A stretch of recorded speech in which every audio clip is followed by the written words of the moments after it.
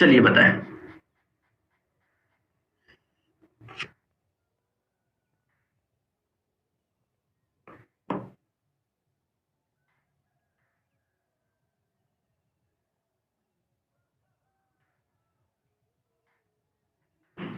बोला जा रहा है कि यदि कोई एजेंट, मतलब कोई भी एजेंट, जैसे मैं हो सकता हूं, मैंने एक टी समय में दोस्तों डब्ल्यू काम किया है, तो मेरी पावर क्या होगी? तो पावर का फॉर्मूला क्या होता है? पावर होता है, शक्ति होता है रेट ऑफ वर्क डन, यानी कितना वर्क करा, कितने समय में करा, यानी वर्क अपॉन टाइम। तो आप लोगों का वर्क कितना करा? डब्ल्यू करा, कितने समय में करा? टी में करा, तो डब्ल्यू अपॉन टी आपका होता है दोस्तों पावर। राइट आंसर आपका हो जाएगा ऑप्शन नंबर डी। ठीक है फ्रेंड्स, चलिए आगे आगे हम लोग चलते हैं नेक्स्ट क्वेश्चन पे। थोड़ा सा समय एक्स्ट्रा दूंगा, कैलकुलेशन होगी इसमें, आराम से करिए सोच समझ के।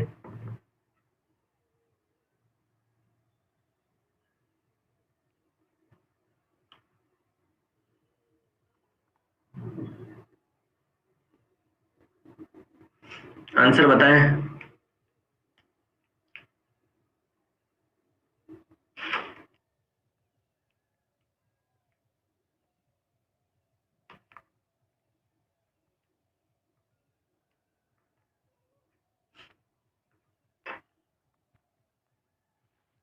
तो देखिए राइट आंसर सिर्फ और सिर्फ 18% दे रहे हैं। मुझे बहुत ज्यादा दुख हो रहा है कि दोस्तों आप लोगों सभी को पता है त्वरण का मात्रक क्या होता है? मीटर पर सेकंड स्क्वायर होता है, या फिर आप लोग बोल सकते हो मीटर इंटू सेकंड की पावर -2 होता है। दोस्तों ये वाला ऑप्शन तो हो ही नहीं सकता आप लोगों का, ना ही आपका ऑप्शन नंबर सी हो सकता। तो दो ऑप्शन तो आप लोग ऐसे एलिमिनेट कर सकते थे। अब आ जाइए, एक्सेलरेशन क्या होता है? वेग में परिवर्तन की दर, यानी वेग में कितना परिवर्तन हुआ है, चेंज इन वेलोसिटी, वेग में परिवर्तन बटे कितने समय में हुआ है। तो कितना चेंज हुआ वेलोसिटी में सर? 18 से 72। कितने का चेंज हो गया? 54 किलोमीटर प्रति घंटे का चेंज हुआ है। लेकिन आप लोगों को इसको मीटर पर सेकंड में निकालना है, तो इसको 5/18 से अगर आप लोग गुना कर दोगे तो आपका किस में कन्वर्ट हो जाएगा? ये मीटर पर सेकंड में। तो 18 36 54, 54/18 तीन बार में गया, तो 5 इंटू 3 यानी 15 मीटर पर सेकंड वेग में परिवर्तन आ गया। और ये टोटल जो समय में टोटल जो परिवर्तन हुआ है 15 मीटर सेकंड का, कितने में हुआ है? 5 सेकंड में हुआ है। तो आंसर कितना आ जाएगा? 15/5। तो दोस्तों 15/5 होता है 3 मीटर पर सेकंड स्क्वायर। राइट आंसर आपका ऑप्शन नंबर ए हो जाएगा। एक बार चैट्स खोल लेता हूं, बताइए कोई प्रॉब्लम इसमें, कोई दिक्कत? सिंपल क्वेश्चन है ना। चलिए आगे, चलिए आगे चलते हैं। तो क्लास की चैट्स कर देते हैं हम लोग बिल्कुल बंद। चलिए नेक्स्ट क्वेश्चन दोस्तों आप लोगों की स्क्रीन पे, आंसर आप लोग बताइएगा। समय आप लोगों का वही 20 सेकंड रहेगा, बताएं।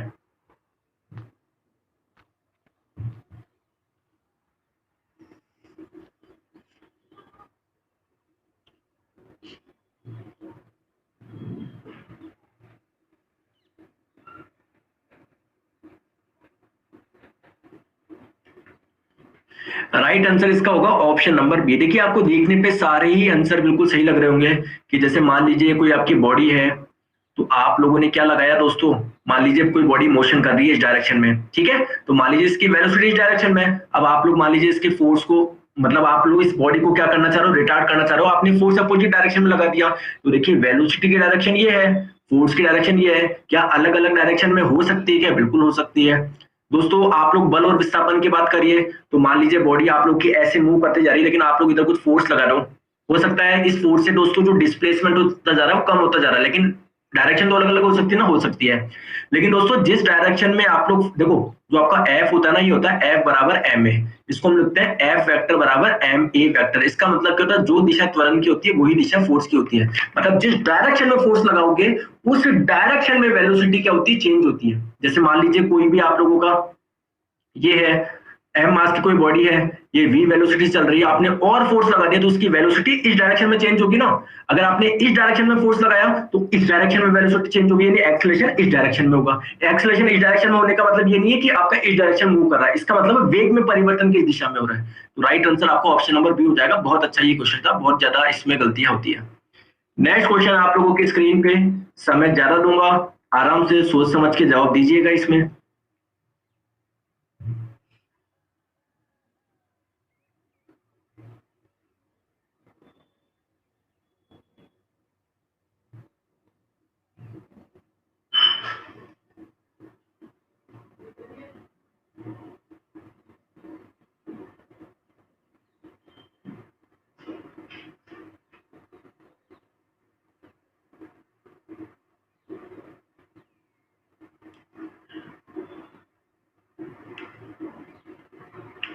तो क्या आंसर आप लोग का सही हो जाएगा? बोला जा रहा है यदि सूर्य का द्रव्यमान क्या दिया हुआ है दोस्तों, कैपिटल एम, पृथ्वी का द्रव्यमान क्या दिया हुआ है, स्मॉल एम, और उनके बीच की दूरी आपको दी हुई है आर। ठीक है, ये आप लोग दोस्तों सूर्य का द्रव्यमान मान लीजिए कैपिटल एम, ये मान लीजिए अर्थ है, पृथ्वी का द्रव्यमान स्मॉल एम, और इन दोनों के बीच की दूरी आप लोग मान लीजिए आर है। दोस्तों हो क्या रहा है, ऑब्वियसली बात है, ये आप लोग की पृथ्वी सूर्य के चारों ओर चक्कर लगा रही है। अब आप लोगों से बोला जा रहा है गुरुत्वाकर्षण द्वारा सूर्य के चारों ओर पृथ्वी द्वारा एक परिक्रमण करने के लिए किया गया कार्य। तो गुरुत्वाकर्षण फोर्स क्या होता है? तो फोर्स होता है आप लोगों का जी m1 m2 upon are square. तो एक फोर्स हो गया m, दूसरा सॉरी एक मास हो गया m, दूसरा मास हो गया स्मॉल m, इन दोनों के बीच की दूरी r है। तो दोस्तों ये तो आपका फोर्स हो गया, लेकिन वर्क क्या होता है? Force into displacement. लेकिन आप लोग मुझे खुद बताइए, पूरा एक चक्कर काट के जब पृथ्वी वहीं पर आएगी तो पूरे एक चक्कर में आपका विस्थापन कितना होता है? शून्य होता है। तो फोर्स इनटू डिस्प्लेसमेंट क्या हो जाएगा? जीरो हो जाएगा। तो वर्क आपका हो जाएगा जीरो। राइट आंसर आपका ऑप्शन नंबर ए हो जाएगा। क्लियर? चलिए, तो क्या होता है देखो, बल गुना विस्थापन, तो बल इंटू विस्थापन कितना हो जाएगा? जीरो हो जाएगा, क्योंकि जब आप लोग पूरा एक चक्कर काटते हो तो विस्थापन का मान कितना होता है दोस्तों? जीरो होता है। ध्यान आप लोग रखेंगे। नेक्स्ट क्वेश्चन आप लोगों की स्क्रीन पे बताएं,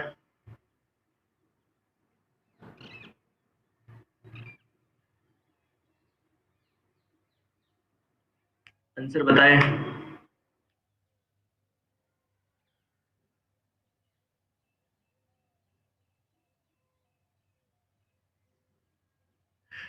राइट आंसर आपका हो जाएगा दोस्तों ऑप्शन नंबर सी। देखिए आप लोगों ने क्या करा, ये एक आप लोगों का ग्लास है, इस ग्लास में आप लोगों का कुछ पानी है और कुछ बर्फ है ना, मान लीजिए बर्फ है, यहाँ तक आप लोगों की बर्फ आ रखी है। दोस्तों जब ये पूरी मेल्ट हो जाएगी, क्या वाटर का लेवल बढ़ेगा क्या? नहीं, क्योंकि जब आप लोगों के पहले मान लीजिए पहले ग्लास में क्या था? आप लोग के पानी था। तो आपने जब बर्फ डाली होगी तो जो लेवल राइज होना चाहिए था वो पहले ही राइज हो चुका है। अब आपकी जब ये बर्फ मेल्ट करेगी तो कोई भी प्रभाव नहीं पड़ेगा। तो जो जल का लेवल था, जल का स्तर था, वो पहले की जैसे रहेगा। राइट आंसर आपका ऑप्शन नंबर सी हो जाएगा। नेक्स्ट क्वेश्चन आप लोगों की स्क्रीन पे, आंसर आप लोग बताएंगे।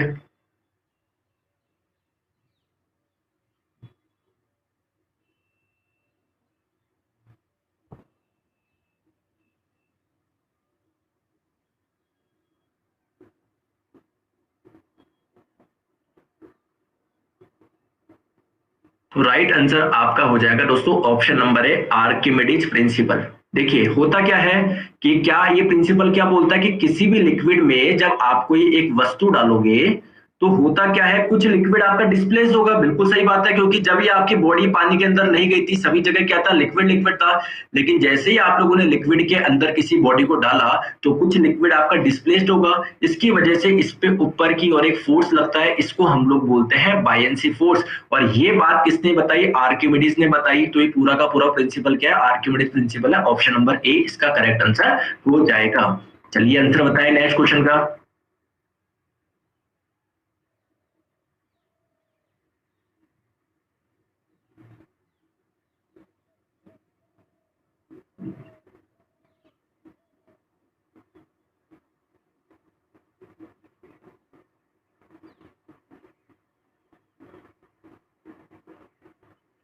दोस्तों इसमें आप लोगों को देखिए, मेरे हिसाब से साउंड इज फॉर्म ऑफ, ये आप लोगों का दोनों राइट आंसर है इसके, वाइब्रेशनल एनर्जी भी और आपका मैकेनिकल एनर्जी भी। ठीक है, तो बेसिकली आपको साउंड आप लोगों को पता है ये एक एनर्जी का एक प्रकार है। और कैसी एनर्जी है दोस्तों? ये आप लोगों की वाइब्रेशनल, इसका राइट आंसर हो जाएगा ऑप्शन नंबर डी है ना, वाइब्रेशनल ज्यादा इसका करेक्ट आंसर होगा। देखिए वाइब्रेशन, देखो वेव की बात करें तो मैकेनिकल वेव है, और अगर एनर्जी की बात करें तो वाइब्रेशनल एनर्जी होगा दोस्तों, है ना। इसका राइट आंसर डी आना चाहिए मेरे अकॉर्डिंग, है ना, डी। क्योंकि देखो आप लोगों को पता है साउंड क्या होता है, जैसे कोई भी बॉडी है उससे साउंड का प्रोड्यूस होता है दोस्तों, जब वो आपकी बॉडी क्या करती है? वाइब्रेट करती है, कंपन करती है। जैसे आप लोगों ने प्लेट पे चम्मच से मारी तो वाइब्रेट करती है ना, वाइब्रेशन भी क्या है? एक प्रकार की एनर्जी है, और इसी को हम लोग क्या बोलते हैं? साउंड बोलते हैं। तो दोस्तों डी विल बी और करेक्ट आंसर, है ना, इसको डी कर लीजिएगा। अभी मैंने सिर्फ बी टिक किया था, तो जिनका भी डी है वो अपने आपका आंसर बिल्कुल सही मान लेना, अज्यूम कर लेना। चलिए दोस्तों नेक्स्ट क्वेश्चन आपकी स्क्रीन पे, इसमें समय ज्यादा दूंगा थोड़ा पढ़ने के लिए, है ना, क्योंकि क्वेश्चन बड़ा है, आराम से देखिए, आराम से देखिए, आंसर बताएं। क्वेश्चन आपकी स्क्रीन पे है, बताइए।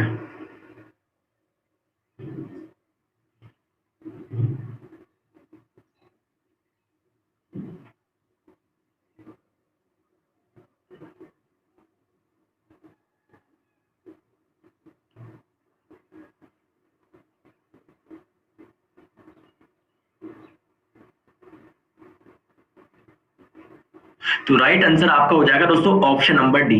देखिए आप लोग जानते हैं किसी भी मीडियम का अगर आपको रिफ्रैक्टिव इंडेक्स निकालना हो, अपवर्तनांक निकालना हो, तो उसका फॉर्मूला क्या होता है, C/V। सी का मतलब होता है speed of light in air, sorry speed of light in air, या फिर आप लोग बोल सकते हो speed of light in vacuum. यानी प्रकाश की चाल आप लोगों को लेनी है कितनी, 3 × 10⁸ मीटर पर सेकेंड, और जिस भी माध्यम का अपवर्तनांक निकाल रहे हो उस माध्यम में प्रकाश की चाल कितना है, इन दोनों का जो रेशियो होता है यही क्या कहलाता है, आपका रिफ्रैक्टिव इंडेक्स कहलाता है। ऑप्शन नंबर डी आप लोगों का करेक्ट आंसर आ जाएगा। चलिए नेक्स्ट क्वेश्चन पे चलते हैं। आप लोगों की स्क्रीन पे ध्यान से आप लोग देखिए, आंसर बताएं।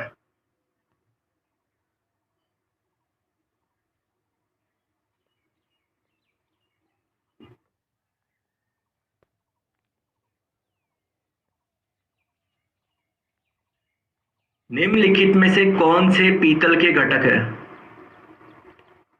आप लोग सभी जानते हैं दोस्तों, जो ब्रास होता है वो एक अलॉय है, मिश्र धातु है। किससे मिलके बनती है? ये आपके कॉपर और जिंक से मिलके बनता है। राइट आंसर आपका ऑप्शन नंबर ए हो जाएगा। अगर आप लोगों से परसेंटेज पूछे तो ध्यान रखिए, कॉपर 70% होती है और जिंक आप लोग की 30% होती है। तो जो आपकी ब्रास होती है वो किससे मिलके बनती है? कॉपर और जिंक से। अगर आपसे ब्रॉन्ज पूछे तो किससे मिलके बनती है? कॉपर और टिन से।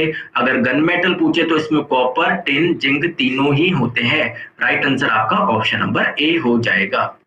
चलिए नेक्स्ट क्वेश्चन आप लोगों के स्क्रीन पे आंसर बताएंगे।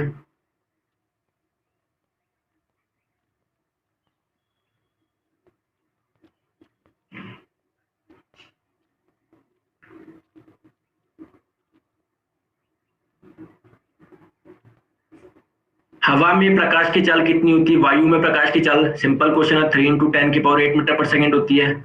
अगर आप लोगों से ग्लास में पूछे, कांच में, तो 2 × 10⁸ होती है। अगर आप लोगों से पानी में पूछे, पानी में 2.25 × 10⁸ मीटर पर सेकेंड होती है। तो ये सभी आप लोग ध्यान रखेंगे। राइट आंसर आपका ऑप्शन नंबर सी हो जाएगा, है ना। नेक्स्ट क्वेश्चन न्यूमेरिकल है, थोड़ा सा समय ज्यादा दूंगा, आराम से करो, 35 सेकंड का समय है, बिल्कुल आराम से करो उसको।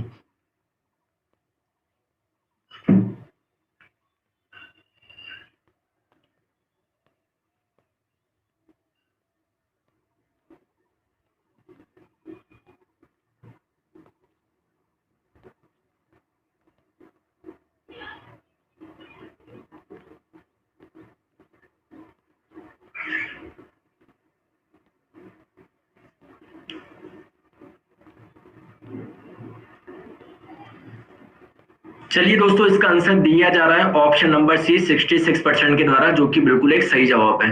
देखिए आप लोगों को बोला जा रहा है 100 वाट का एक बल्ब है, प्रतिदिन 5 घंटे चलाया जाता है, तो 30 दिन में 50 पैसे प्रति यूनिट की दर से कितना खर्च आएगा? तो आप लोगों को प्रति यूनिट का पैसा कितना दिया हुआ है? 50 पैसे। टोटल देख लो कितनी यूनिट का कंजम्पशन होता है। यूनिट होता क्या है दोस्तों? अगर 1 किलोवाट का कोई उपकरण अगर 1 घंटे तक आप जो चलाते हो तो इसी को हम लोग बोलते हैं 1 यूनिट। तो आपके पास में कितने वाट का बल्ब है? 100 वाट का। तो 100 वाट को मैं क्या 0.1 किलोवाट बोल सकता हूँ? जी सर बोल सकते हो। कितने घंटे चलाते हो? 5 घंटे तक, 5 आवर। तो टोटल यूनिट कितनी हो जाएगी? 0.5 यूनिट। ठीक है, तो ये तो एक दिन की है। 30 दिन में टोटल यूनिट कितनी कंजम्पशन होगा? तो 30 × 0.5 कर लो। तो 30 × 0.5 यानी 15 यूनिट। समझ गए? और 1 यूनिट के कितने हैं दोस्तों? 50 पैसे हैं। तो 15 यूनिट के कितने हो जाएंगे? 7.5 रुपए हो जाएंगे। ऑप्शन नंबर सी इसका करेक्ट आंसर हो जाएगा। एक बार मैं आवाज कम करता हूँ, आपको एक क्वेश्चन देके जाता हूँ, इसका आंसर आप लोग बताएंगे पहले। आराम से आप लोग सॉल्व करिए, आंसर बताएं।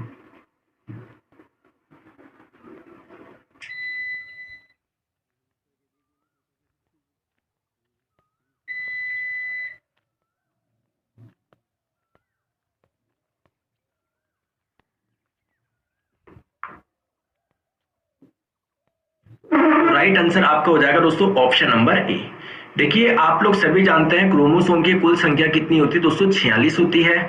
अगर आप लोगों से पेयर पूछे तो 23 पेयर होते हैं। समझ रहे हो बात को? तो देखिए ध्यान से देखिए, जो आप लोग के स्टार्टिंग के मतलब 1 से जो 22 पेयर होते हैं वो आपके बिल्कुल सेम होते हैं, चाहे मेल की बात करें फीमेल की बात करें। क्या क्या होते हैं? XX, XX, XX, XX होते हैं। ठीक है, अगर ये तो मान लीजिए फीमेल है। मेल की बात करें तो यहाँ पर भी दोस्तों XX, XX, XX, XX, XX होता है। लेकिन जो 23वां पेयर होता है वो फीमेल में होता है दोस्तों XX और मेल में होता है XY। तो आप लोगों से यही पूछा गया है कौन सा गुणसूत्र नवजात बालिका मतलब फीमेल लड़की है ना, तो लड़की में क्या होगा दोस्तों 22 पेयर तक तो क्या होंगे दोस्तों 22 पेयर तक तो आप लोग के XX होंगे यानी XX, और जो 23वां पेयर होगा वो आपका क्या होगा XX होगा।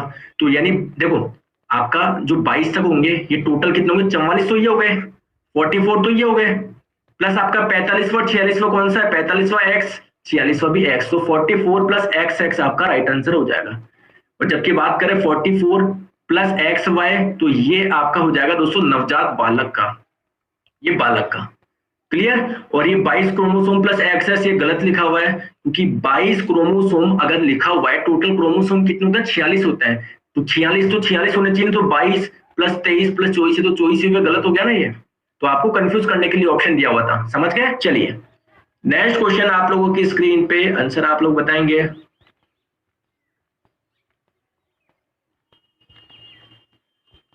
क्वेश्चन आपकी स्क्रीन पे बताइए।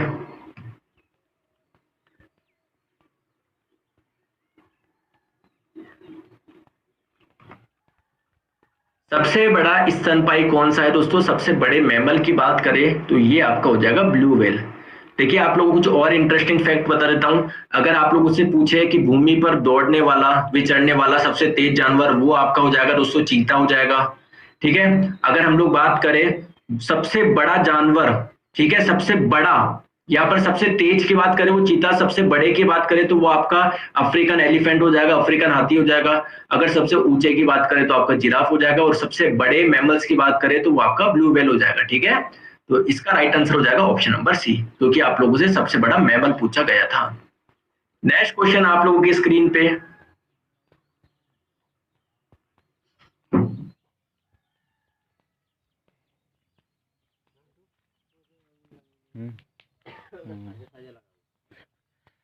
बड़ आंगुल देखा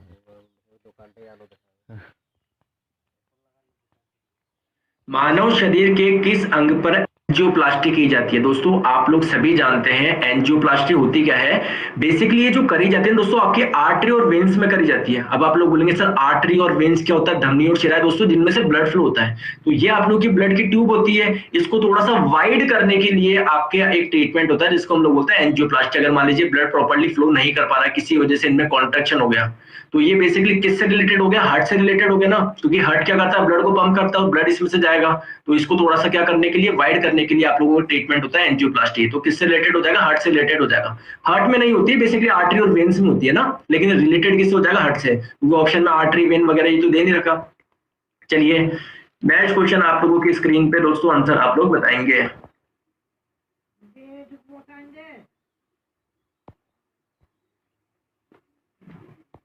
की रे सर फुल चार्ज होइंजे फुल चार्ज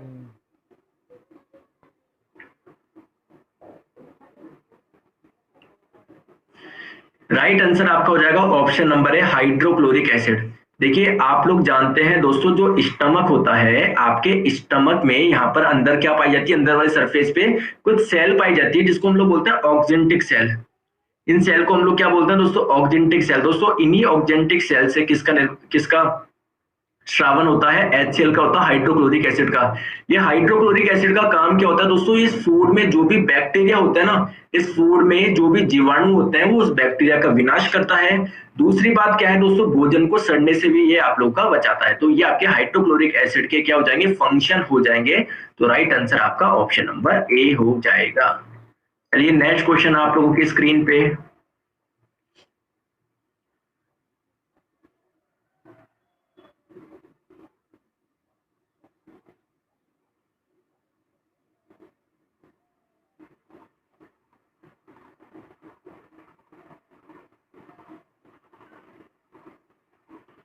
दोस्तों ग्रंथि क्या होता है, जिससे कोई ना कोई सब्सटेंस निकले, उनको हम लोग ऐसे ऑर्गन जिनसे कुछ पदार्थ निकलते हैं उनको हम लोग क्या बोलते हैं, ग्रंथि बोलते हैं। लीवर से देखिए बाइल जूस निकलता है नहीं निकलता, तो ये भी आप लोगों की एक ग्लैंड है, एड्रिनल ग्लैंड भी है। पिट्यूटरी भी एक आपकी ग्लैंड है, जबकि गॉल ब्लैडर की बात करें तो इससे कुछ निकलता नहीं है। हाँ, लीवर से जो बाइल जूस निकलता है वो इसमें जस्ट स्टोरेज होता है, ये खुद किसी चीज का प्रोडक्शन नहीं करता। तो आपका गॉल ब्लैडर एक आप लोगों की ग्रंथि नहीं है, याद रखेंगे, option number D correct answer हो जाएगा। नेक्स्ट क्वेश्चन आप लोगों की स्क्रीन पे दोस्तों, इसका ऑप्शन एक भी सही नहीं है, रुको, इसको एंटी कर लो एसिडिक की जगह, ठीक है, एंटी कर लो इसको, एसिडिक की जगह दोस्तों आप लोग क्या कर लेंगे, एंटी कर लेंगे। चलिए अब आंसर बताएंगे आप लोग।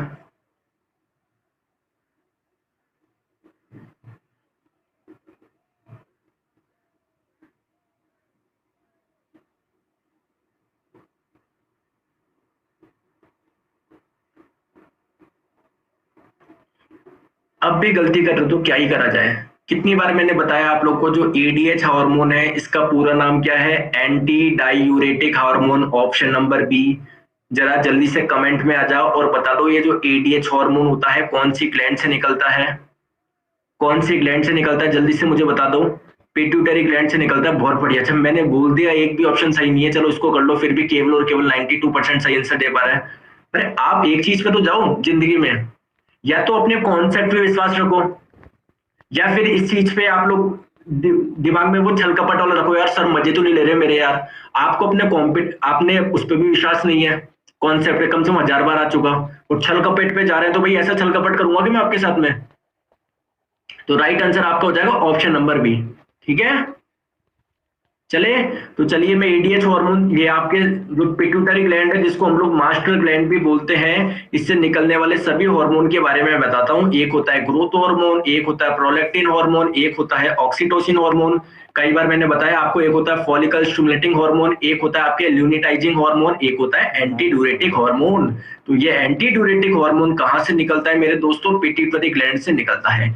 चैट्स बंद कर दे, फिर बाद में हम लोग चैट्स खोलेंगे, अभी हमारा टेस्ट खराब नहीं हो इसलिए मैं टेस्ट को फिर से आपकी चैट्स को फिर से बंद कर देता हूं। चलिए आंसर आप लोग बताएंगे, क्वेश्चन आपकी स्क्रीन पे।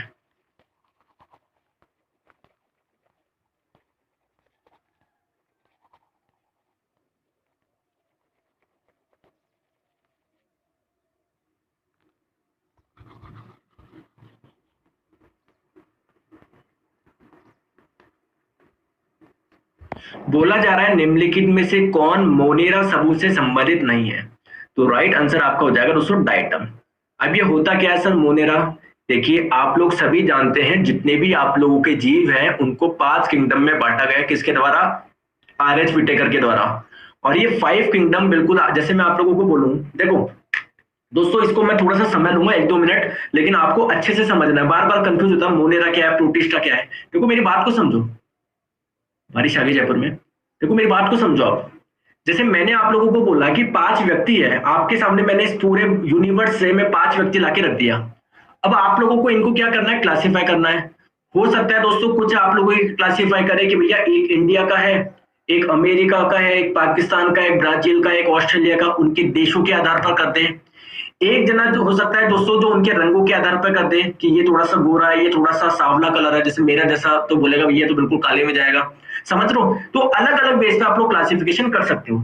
तो सिमिलरली दोस्तों जितने भी जीव होते हैं, आप लोग होता है प्लांट में भी लाइफ होती है, हम में भी लाइफ होती है, जानवरों में भी होती है, तो जितने भी जीव होते हैं इनको क्लासिफाई करने के लिए अलग अलग साइंटिस्ट आए। सबसे पहले क्लासिफिकेशन करा कार्लेस लिनियस ने, इसलिए उनको फादर ऑफ टैक्सोनॉमी यानी वर्गीकरण का जनक भी बोला जाता है। लेकिन सबसे इंपॉर्टेंट है आपका दोस्तों 5 किंगडम क्लासिफिकेशन, इन्होंने ऑर्गेनिजम्स के स्ट्रक्चर के बेसिस पे करा। तो आप लोगों को पता है कोई भी ऑर्गेनिज्म होता है दोस्तों, क्या वो सेल से मिलकर बना होता है कि कोशिका से, जी सर। अब वो सेल जो होती है वो 2 प्रकार की होती है, एक तो होता है प्रोकैरियोटिक यानी जिसमें न्यूक्लियस आपका अच्छे से डेवलप नहीं होता, और एक होती है यूकैरियोटिक्स। तो जितने भी प्रोकैरियोटिक सेल्स वाले ऑर्गेनिजम्स था उन्होंने इसको कौन से किंगडम में रख दिया, मोनेरा में रख दिया, बात खत्म। क्या तो इसमें कौन से होते हैं आपके जो बैक्टीरिया होते हैं वो मोनेरा में आते हैं, आर्किया होता है, ठीक है। तो देखो जो आपका बैक्टीरिया होगा ये मोनेरा में है, साइनोबैक्टीरिया आपके माइकोप्लाज्मा ये आपका किसमें, मोनेरा में, ठीक है, ध्यान से आप लोग समझिएगा। अब नेक्स्ट हम लोग बात करते हैं आप लोगों के जितने आप लोग के यूकैरियोटिक्स है, इनको भी 2 पार्ट में क्लासिफाई करते हैं। जिनमें सेल वॉल होती है, जिनमें सेल वॉल नहीं होती है। अब जिनमें सेल वॉल होती है, जो अपना खाना खुद बना सकते हैं वो ऑटोट्रॉफ्स, जो नहीं बना सकते वो हेटरोट्रॉफ्स। तो इस बेसिस पे इन्होंने अलग अलग पार्ट में क्लासिफाई करा है, Monera, plant, protista, animal, fungus. ठीक है, तो ये आप लोगों को बोला जा रहा है कौन सा नहीं है दोस्तों। डाइटम आप लोगों का मोनेरा से बिलोंग नहीं करता, ये किससे करता है, प्रोटिस्टा से करता है, ध्यान रखेंगे। ठीक है, तो डाइटम आपका प्रोटिस्टा से बिलोंग करता है, बस इतना से आप लोग ध्यान रखेंगे। प्रोटिस्टा किंगडम क्या होते हैं आप लोगों के, कहां गए प्रोटिस्टा, कि जिनमें सेल में कोई सेल वॉल नहीं होती और जो केवल एक ही सेल से मिलकर बने होते हैं, तो ये आपके प्रोटिस्टा होते हैं। तो जो डाइटम होते हैं ये प्रोटिस्टा किंगडम को ही बिलोंग करते हैं, ध्यान आप लोग रखेंगे। नेक्स्ट क्वेश्चन आप लोगों की स्क्रीन पे बताएं।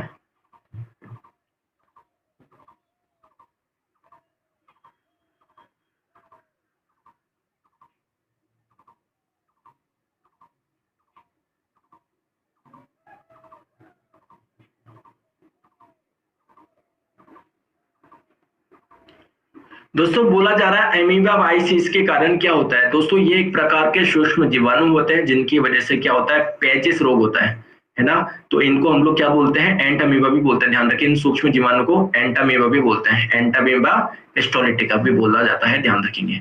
तो राइट